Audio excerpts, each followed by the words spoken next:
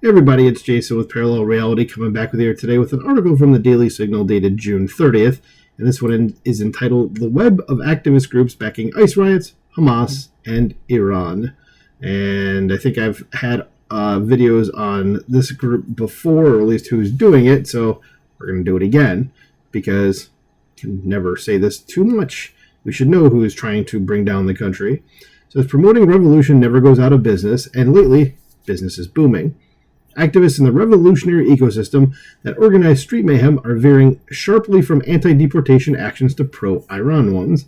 They may have to swap in flags of the Islamic Republic for the Mexican ones they've been waving in Los Angeles, or the Hamas ones they waved earlier, but so be it. And don't let anybody ever tell you that if you're on the right that you're in a cult, because this right here is cultish behavior. It's, oh wait, what are we doing next? Okay, give us the flag for that. We're going to support that now. And then, oh wait, we're doing this one. We're going to do that too. Like so on and so forth. So unless that is, the ceasefire that President Donald Trump announced late Monday sticks. In that case, the organizations in the ecosystem will move on to the next crisis, manufactured or not, that offers an opportunity to tear down society. Right, so like no standards at all. It says, who are these organizations lining up behind Iran's theocracy? Some are committed to the anti-Israel cause, sort of a raison d'etre for the Tehran regime at this point. I know I butchered the French there, but I can't read French, so there you go. It says, but many others are secular, Marxist organizations that just want the destruction of the West in general, because they're dumb. It says, the Party for Socialism and Liberation, so morons, the Act Now to Stop War and End Racism coalition, well, have fun with that. Stopping war. War happens everywhere. It's, okay. And stopping racism, noble goal, but I don't think you can just force people to change their minds about things. And that's unfortunate, but that's how people work. It says Black Lives Matter groups, especially the LA and grassroots branches, the most radical BLM groups now, Code Pink, which is an awful organization, Women for Peace, Students for Justice in Palestine, which is essentially bordering on being a terrorist group. This is the most active of the activist organizations in last year's campus encampments. The Palestinian Youth Movement, Samadoun, another, I think they're actually banned in Canada for supporting terrorism. This Palestinian Prisoner Solidarity Network, Al-Awda, the Palestinian Right to Return Coalition, etc., have all sharply swung to defend Iran, who wouldn't. Yeah, I don't know. I was going to say something there that just, I was going to say they probably wouldn't defend them, but I'm like, wait, no, Iran is funding them. So never mind. That would have been something that would have been a stupid thing to say because it was just not correct. Anyway, continuing. It says this is only rank opportunism. Last week, these same groups were protesting immigration and customs enforcement actions in Los Angeles and other cities where they brandished Mexican flags while carrying out violent attacks, to the point that Trump had to federalize the California National Guard and send in Marines. Prior to that, these same groups were busy organizing pro-Hamas riots on U.S. streets and campuses. And before that, they were part of the tightly knit network that supported the BLM riots that rocked our streets in 2020 after George Floyd's death, and before that, Ferguson, Missouri, after Michael Brown's death, and every year in between. And of course, before that, they were involved in the Occupy Wall Street movement, protests against former President George W. Bush's Iraq and Afghanistan wars, and the 1999 anti-globalization Seattle riots. In fact, some of these organizations are fiscally sponsored or funded by remnants of the Nicaragua network, which opposed President Ronald Reagan's efforts to keep Central America free of malign Cuban and Soviet influence. So that's close to a half century ago, folks. Take Samadoun, one of the groups condemning in the strongest terms the Zionist aggression against the Islamic Republic of Iran. And of course, because they're going to take Iran's side, because they're dumb, they have it completely backwards. It says, it is at the center of an intricate web that illustrates the interconnectedness of the revolutionary ecosystem.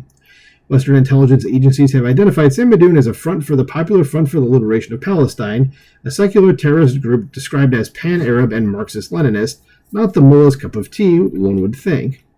But the Iranian regime, bereft of real friends and allies in the region and the world, has long relied on terrorist proxies such as Hamas, Hezbollah, the Houthis, and the Popular Front for the Liberation of Palestine.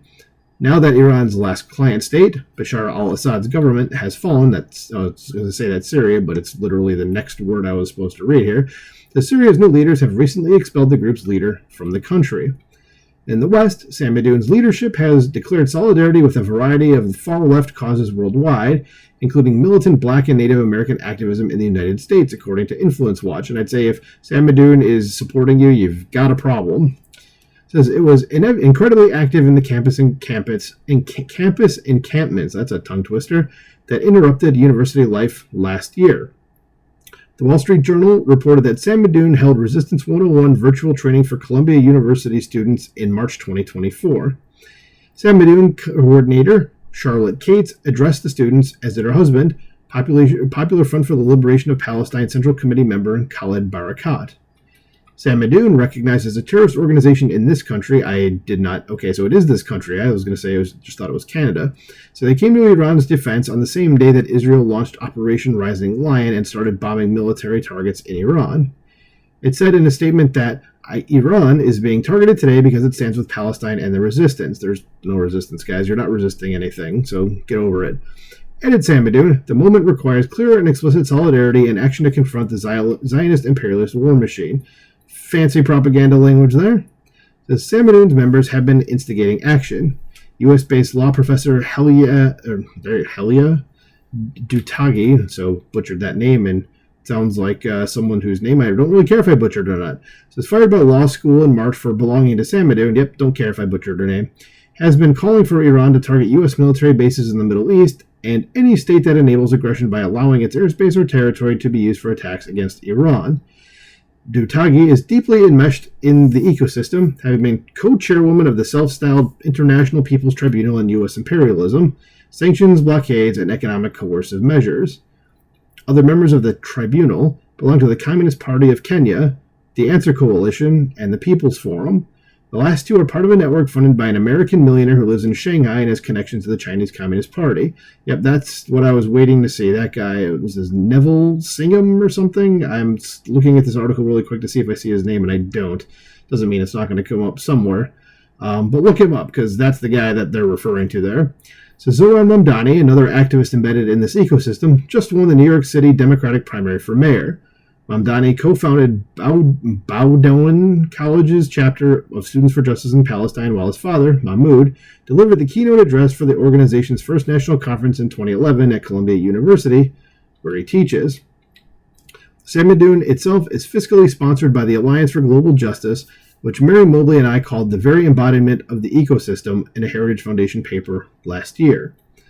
Alliance for Global Justice is the funnel through which funders such as the Tides Foundation, George Soros' Open Society Foundation. So this is somebody who's on that level with George Soros in terms of funding communist BS in this country. It says the Arca Foundation, the Surdna Foundation, and the Brightwater Fund, all of which also fund BLM, send money to radical activists and fund BLM. Also a fiscal sponsor of BLM's Movement for Black Lives, Alliance for Global Justice, is so Marxist that it started out life in the 1980s in Managua under the rule of the Sandinistas, calling itself the Nicaraguan Network back then, we wrote. The organization's leaders wrote, the Sandinistas always told the Nicaraguan Network, what you can do the most to help us is to change your own government, and we took that instruction to heart. So these are scary people here, you know. They want to bring something to this country that they haven't thought about what actually happens if that is implemented. It's going to be very North Korea level stuff, and again, they just want to bring the government down. They don't think about what happens next, and it's very bad. So this goes a long way to explain why groups hop from one cause to the next. This month Gaza, next ICE raids, next Iran. As the late David Horowitz used to say in the 1960s, the slogan was, the issue is never the issue is the revolution. Just keep that in mind because that is a very important quote from David Horowitz. So, yeah, there you go. So, again, the guy that I was referring to is not George Soros. His name is, I'm pretty sure it's Neville Singham, and his wife as well. They're both major communist propagandists. They're billionaires, and they are they are the group. They are the head of the snake. So, let me know what you think about this in the comments below. Please like, share, and subscribe, and I'll talk to you soon. Bye.